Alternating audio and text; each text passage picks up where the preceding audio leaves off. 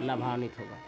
इस प्रकार का यानी पेड़ पौधों को भी लगाने की एक पहल करते हैं जी। और हम लोग को समय समय में जब यहाँ गांव आने नहीं पाए तो बीमार थे, तब पूरा मित्र मंडली को बुलाए कि भाई हमको मेरा तबीयत ख़राब है, सो आप लोग आ सकते हैं तो आइएगा। उनका बेटा लड़का जो है प्रेम साहिब मुंडा जी के द्वारा या तो उसका और भतीजा है उनके द्वारा कॉल आता था, और हम लोग सहपाठी हम लोग एक विवेकानंद सेवा केंद्र चलाते हैं। तो इस अनगढ़ा प्रखंड में 52 विवेकानंद सेवा संघ का जो हम लीडिंग करते हैं, अगुवाई करते हैं, तो उसमें सभी कोई हम लोग उनसे मिलते थे और ऐसा लगता था कि उनसे मिल के जो हम लोग का छूट गया है उसको हम लोग ये करते सीखते थे। आज वर्तमान में उन्होंने देखा जाए कि तमाम आदिवासी जन परिषद, अखिल भारतीय आदिवासी धर्म परिषद कई संगठन बनाए हैं, तो क्या अभी उनके बेटे प्रेम साहिब मुंडा कितना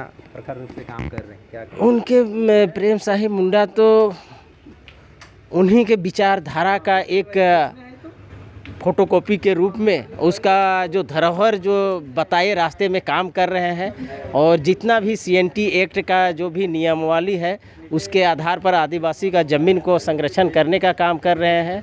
और हम लोग को भी बताते थे कि ज़मीन को ऐसे बिक्री नहीं करना है, आदिवासी का क्या हक है, क्या ये है, और उसको सभी को दर्शाते थे।